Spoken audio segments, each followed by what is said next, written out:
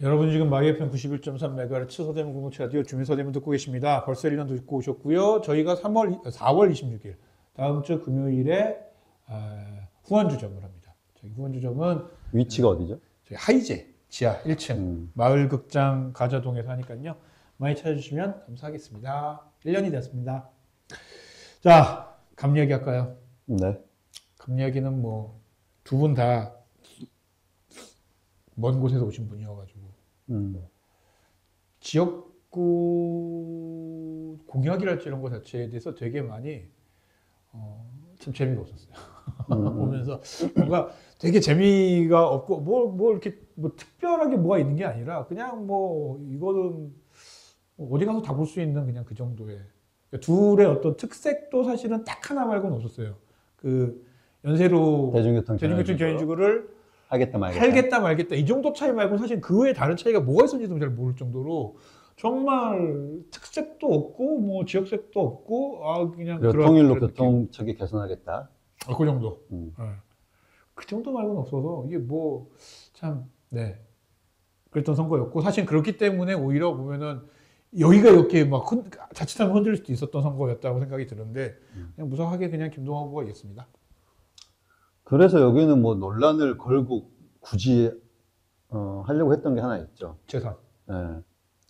이제 김동완 후보가 38세, 38세인가 이러는데 재산이 18억이다. 그래서 청년의 아픔을 알겠냐. 이런 현수막을 이제 국민의힘 쪽에서 걸었죠. 그렇죠. 네. 네.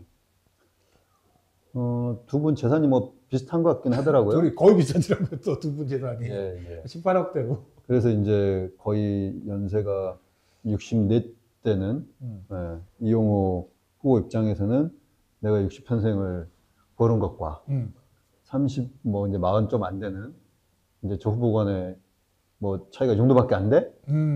나는 이제 거의 아들뻘이잖아요. 왜? 그렇죠. 네. 네. 차이밖에 안 돼? 뭐 이래갖고 생각하실 수는 있는 것 같긴 하지만. 네. 근데 이제 이런 게 보면은 예를 들면 어떤 투기성이나 네. 상속이나 네. 뭐 다른 뭐 여러 가지 거로 해가지고 그 재산 의혹이 있으면 증식이 됐다고 하는 의혹이 있다면 이제 그 문제적인 타당할 수 있어요. 그리고 이제 뭐 18억이라는 돈도 뭐 적은 돈은 아니니까 그렇죠. 한 번쯤은 뭐 이렇게 얘기할 수 있지만 이걸 현수막까지 할 정도인지는 모르겠어요.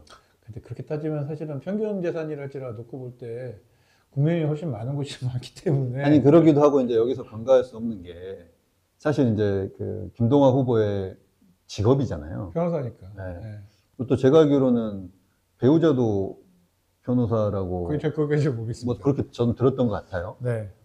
그래서 두 변호사 부부가 뭐 재산을 그렇게 만들었다라고 하는 거는 뭐 그렇게 억지는 아닌 것 같고. 그러니까 저는 예를 들면 이런 거죠. 집이 두 채다. 뭐 집이 세 채다. 이러면 도대체 뭘 그렇게 그러냐라는 약간 비판이나 이런 게 저는 당연히 들어가는 게 맞다고 보는데 보니까는 집도 그냥 한 채고 그다음에 그리고 뭐 태평양이라고 하는 뭐 좀 잘 나가는 로펌에 있었다면은 아파트가 집 한 채 정도 되는 아파트의 가격이 얼마인지는 뭐 당연히 다 뭐 우리가 알고 있는 바인데 뭐 그 정도 가격이 뭐 나올 수 있는 거라서 뭐 그것까지 뭐. 근데 이제 이런 거 보면 그런 생각이 들어요. 우리가 2년 전 선거 때 보면은 우리 이제 구에 들어가 계신 분 중에 한 분이 나이도 비슷한데 그렇죠.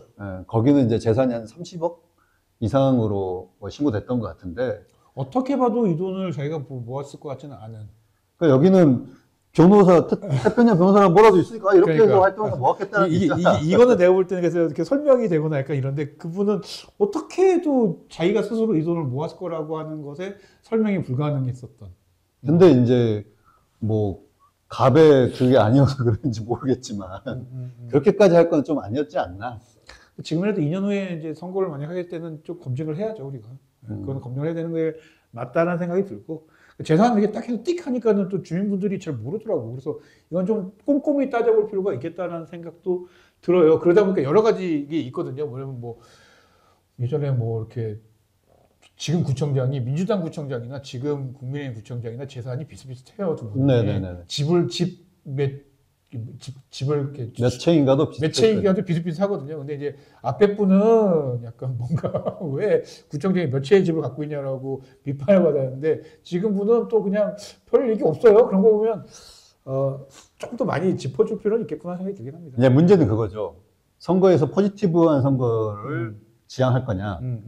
어쨌든 이기기 위해서 네거티브형 선거를 할 거냐. 네. 이건 누가 봐도 이제 네거티브형 선거였지 않냐라는 거죠. 그러니까 이게 이제 아까 말했던 뭐 투기와 재산 증식 의혹이 있다면은 그거는 이제 검증이라는 이름에 할 수 있죠. 사실 뭐 화상을 이런 걸 해서 공룡 후보 같은 경우는 굉장히 의혹이 많이 가는 거였었고. 네, 현대자동차 사장이었음에도 불구하고 네. 거긴 자녀에게 그렇게 했다는 게 이제 문제로서 심지어는 현대자동차 그 계열사의 어떤 내부 정보를 이용한 것 그런 같은 이제 의혹도 있죠. 있는 것 같은 그것 때문에 사실은 그분은 되게 이제 이거에 대해서 논의하는 것 자체가 되게 이유가 있었는데 뭐 이거 정도는 사실은 뭐 잘 모르겠더라고요.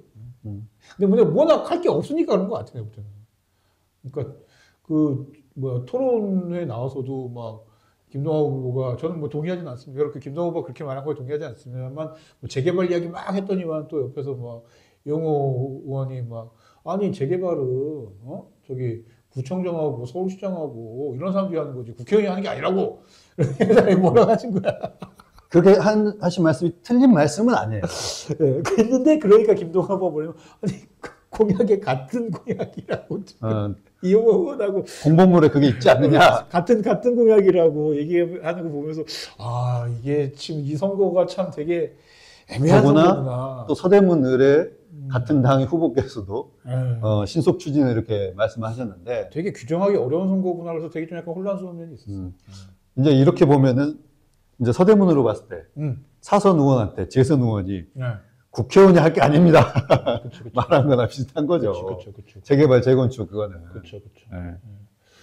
그런 식이어서 사실은 뭐 논쟁거리 그러니까 다만 안타까운 건 하나 이제 저희가 그 주민서대문에서 그 선거가 있는 주에 다뤘던 것인데 예를 이제 기후위기와 관련된 공약들을 이렇게 쭉 따져봤을 때 안타까운 점이 확실히 약간 재개발, 재건축이라든지 이런 것들을 강조하는 순간 기후위기와 관련된 뭐 어떤 공약들이 공보물에서 찾기가 쉽지가 않다라는 거죠. 되게 공식적으로 이용호 후보는 공보물에서 공식적으로 볼 수 있는 공보물이라고 하는 거에서 기후위기와 관련된 공약이 하나도 없었고 김동완 후보 같은 경우에는 대중교통 경영주고 뭐 통일로 약간 뭐 이런 식으로 해서 그 정도만 볼 수 있었다라는 거가 사실 좀 우려스러운 거죠. 그러니까 이게 약간 이런 것들도 좀 지역에서 오래 활동을 좀 할 수 있었으면 기후위기에 맞춤 공약 이런 것도 좀 나오고 그러지 않았을까라는 생각도 좀 들기는 해요. 뭐 그렇게 쉬운 건 아니라서 저는 뭐 이제 어느 정도 이해는 되는데 어쨌든 이제 이 후보 세 분이 합동 토론을 하진 않으셨죠. 그때 그게 그 이유가 그거였다고 하죠. 그러니까 김동완 의원 측에서는 같이 해도 된다. 약간 이게 뭐 그냥 선관위에서 결정을 하는 게 아니라 이렇게 물어봤나 봐요. 후보가 동의하면 할 수 있는 거죠. 양쪽 후보가 모두 동의하면 뭐 같이 셋이서 하겠다라고 했는데 민주당에서는 동의했는데 이제 국민의힘에서는 이제 동의를 안 했던 거죠. 근데 그때 우리 이렇게 같이 모셔가지고 방송할 때도 개혁신당 얘기는 절대로 안 하려고 했었던 그런 분위기였었잖아요. 김동완 후보에 대한 이야기는 하지만 개혁신당 이경선 후보는 뭐 내가 얘기할 가치가 없다 약간 이런 식으로 얘기를 했었기 때문에 저에게 동의를 구하지 마세요. 본인의 생각을. 네. 아니 그때 그렇게 얘기했어요. 네. 그래서 자기는 뭐 별로 얘기할 게 없다. 그렇기 때문에 제가 볼 때는 약간 선거 전술 전략으로 계속해서 개혁신당은 이렇게 언급하지 않겠다. 나는 민주당만 하겠다라는 게 전술이 아니었을까라는 생각이 들더라고요. 어떻게 보면 그것도 조금 오판이었지 않았을까라는 생각은 들어요. 그러니까 왜 그러냐면은 그러니까. 아무리 그래도 이제 개혁신당이 지금 이제 정책 색깔을 우리가 확인하기는 어렵잖아요. 그러니까. 이게 보수인지 뭐 중도인지 뭐 이제 진보는 아니겠지만 뭐 이제 이런 색깔을 확인하기 어려운데 어느 정도 정책에 있어서는 비슷한 게 많았을 거란 말이에요. 재개발 재건축에 대해서도 여기는 무슨 그 경산 지하와 관련해서도 무슨 이제 위원회를 만들어서 진행해보겠다 뭐 이렇게 했지만 뭐 안 하겠다는 건 아니었으니까. 그러니까. 뭐 이런 여러 가지 것에 있어서 비슷한 이제 결의 이야기들을 도와줬을 수도 있고 뭐 공격받았을 수도 있겠지만은 전반적으로 봤을 때는 정책 토론하다 보면은 비슷비슷한 내용들의 결의를 느꼈을 텐데 그런 그러니까 부분에서는 조금 오판이었지 않을까. 약간 저는 그러니까 이런 생각도 들었거든요. 뭐냐면 어떤 거냐면은 이경선 지역을 많이 하는 이경선 후보가 왔으면 둘 다 까였을 가능성이 높다. 잘 모르니까 당연히 이거는 뭐 제가 볼 땐 그것 때문에 안 불렀을 것 같다는 생각도 들어요. 근데 불렀다면 둘 다 같이 까요. 그러니까 민주당도 까이고 국민의힘도 까요. 그러면 어디한테 도움이 될까요? 1등이 까이는 게 조금 더 도움이 아닐까? 약간 이런 생각이 들기도 하고. 왜냐면 이제 김동완, 그러니까 제가 볼 때 둘의 순발력만 놓고 볼 때 김동완 후보의 순발력이 더 없을 가능성이 높거든요. 약간 정치적인 언어를 하는데 약간 아직은 준비가 좀 덜 됐다 제가 이제 보니까 갑토론회까지 보지는 못해가지고 제가 거의 다 받고 이제 뭐 그런 걸 했는데 그런 상황이었으면 사실은 오히려 이경선 후보가 와서 이렇게 둘을 같이 공격했을 때 김동완 후보가 조금 더 세련되지 못하게 이렇게 빠져나가고 자기는 세련되게 빠져나와서 보였으면 오히려 뭐 도움이 되지 않았을 거라는 생각도 좀 들긴 하더라고요. 근데 이경선 후보가 너무 표를 많이 잠식한다고 생각한 것 같아요. 제가 볼 때는. 네. 제 생각입니다. 그냥. 결과적으로는 이제 네. 7% 차이가 났고 네. 이경선 후보는 5.75%를 받았죠. 그래서 이제 7% 안에 했기 때문에 어떻게 보면은 결정적인 변수는 아니에요. 네, 맞아요. 네. 이제 두 후보의 차이보다 1,400표 정도 득표를 덜 했기 때문에 결정적 차이는 아니지만 심리적 차이 그거를 만들 수는 있었을 거예요. 저는 근데 되게 놀라운 것 중에 하나가 이경선 후보의 득표율이 개혁신당만 놓고 볼 때 한 탑 5 안에 들 겁니다. 네. 왜냐면 전국 그 지역 후보 중에. 왜냐면 이제 뭐 유명한 양양자 허은하 이런 분들도 3%밖에 못 받았어요. 그렇죠. 그리고 거기는 여론이 이제 좀 비춰주게 됐고. 근데 왜 여기는 5.75였을까? 이거가 되게 저는 주는 함의가 있다고 생각하고, 요게 약간 도봉갑하고 비교했을 때, 약간 민주당이 왜 김재섭한테 졌는가, 김재섭 당선인에게 졌는가에 대한 것들을 보여주는 몇 가지 사례들이 아닐까.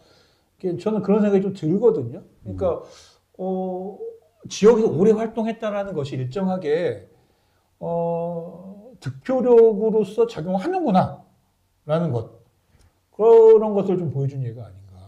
그러니까 도봉갑을 이제 얘기하셨는데, 도봉갑 같은 경우는 1,000표 정도 차이가 났고, 거기에 이제 녹색정의당 후보가 출마를 해가지고 2,800표 정도를 득표를 했어요. 제가 알고 있죠, 이거. 그러니까 이제 녹색정의당 후보는 일종의 여기서 이제 변수가 될 수 있는. 근데 이게 웃긴 게 뭐냐면, 원래 도봉갑이라는 동네가 민주당이 47% 받으면 안 되는 동네예요.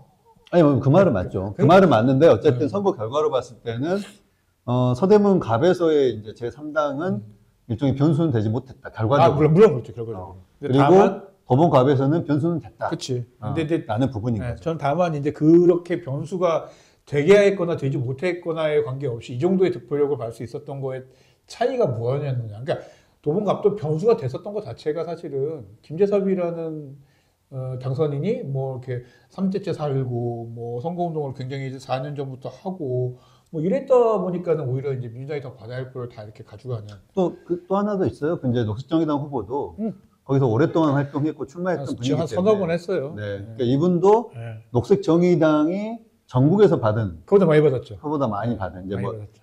이 지역의 비례표까지 저희가 보진 못했지만 그러니까. 이제 전국을 봤을 때는 3%를 넘겼다는 거는 그만큼 받았다는 것도 여기도 여전히 지역에서 활동력이 높았다라는 거죠. 그러니까 어떻게 보면 지금부터 약간 선거 전략을 세운다면 그러니까 아까 박진 후보도 그렇고 이용호 후보도 그렇고 다음 선거를 당선된다라면 사실은 지금부터 준비를 해서 4년 동안은 다음 선거까지 내가 이렇게 여기에서 오래오래 있어야 되겠구나라고 하는 거를 어떻게 보면 함의를 주는 걸 수도 있겠다는 생각도 좀 들긴 해요.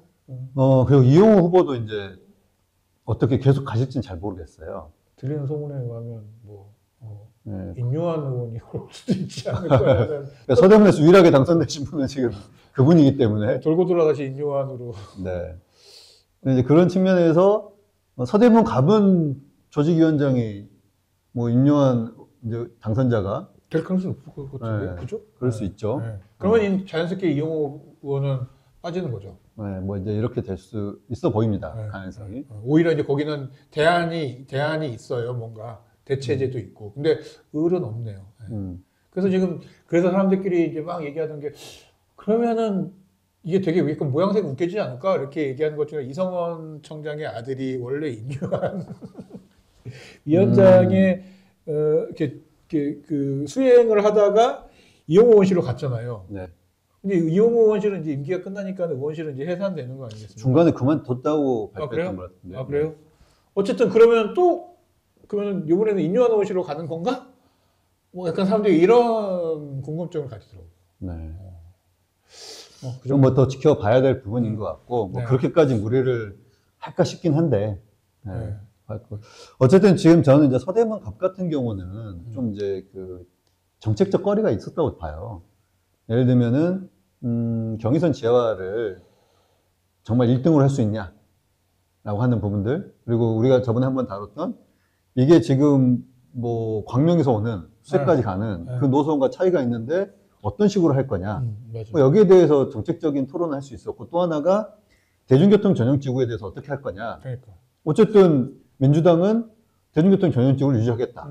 그 다음에 이제 뭐 이용호 후보는 해제하겠다. 놀랍게도 오세훈 시장은 하겠다는 건데 좀 유지하고 싶어 하는 것 같은데 보면 분위기상 서울시는. 근데 이경선 후보는 어떤 입장이었죠? 그건 제가 확인 네, 못했네요. 저도 뭐 네. 기사나 뭐 이런 거는 공보물에서 못 봤네요. 공보물. 그걸로 저도 이제 네. 못해서 혹시 확인했는지 여쭤봤던 건데 네. 저는 이게 쟁점에 대해서 두개 다른 건 거의 다 비슷한데 이게 맞아요. 차이잖아요. 네. 그럼 이걸 갖고 좀 세게 붙었어야 된다. 그렇지. 그리고 이제 구청 같은 경우는 이제 대중교통 전용지구를 풀었다가 네. 다시 대중교통 전용지구 되니까 네. 또 주변에 이제 상권이 수입이 줄어들었다라고 주장을 하고 계세요. 네, 맞아요. 그래서 저는 이제 그 관련된 기사를 쭉 보다가 드는 생각이 대중교통 전용지구를 해제하고 하지 않는 것의 기준이 유일하게 꼭 상권이어야만 되는가? 그러니까. 왜 그 길을 걷는 사람들에게는 묻지 않는가? 그러니까. 이런 생각은 들더라고요.